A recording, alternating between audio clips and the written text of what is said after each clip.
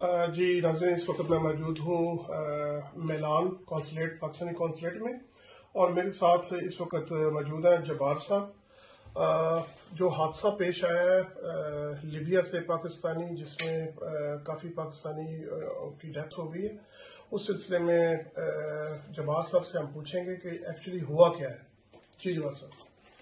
जी अस्सलाम वालेकुम सर, वाक़या इस तरह है कि 22 तारीख को मेरा भाई बोर्ड ते बैठे, उसमें आखिरी मैसेज किया है कि मैं इथों निकलना लीबिया तो इंशाल्लाह कल तेरे को संटली, मगर ठीक ये खबर जड़ी है 2 दिन बाद जड़ी है सानू खबर पहुंची है कि वो कश्ती थोड़ी चली है, 1 दिन चली है या 2 दिन, तो फौरन वो कश्ती उल्टी हो गई है।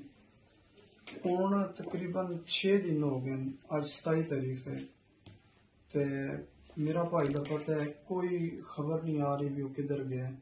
मैं हूँ अपने काउंसलेट में जनरल काउंसलर साहब ने गल की है, और भाई ने चैनल ने थ्रू भी गल करनी है मीडिया तक कि अगर किसी भी बंदे की यहाँ लीबिया या किसी भी खबर है तो रिक्वेस्ट हो। की ना है तुहाडे भाई दा? मेरे भाई का नाम है इर्तज़ा रियाज, और एज कितनी? एज तकरीबन 20 है। ਤੁਸੀਂ ਆਪਣੇ ਭਾਈ ਨੂੰ ਮਨਾ ਨਹੀਂ ਕੀਤਾ ਕਿ ਇਹ ਖਤਰਨਾਕ ਰਸਤਾ ਇੱਥੇ ਨਹੀਂ ਆਉਣਾ ਚਾਹੀਦਾ?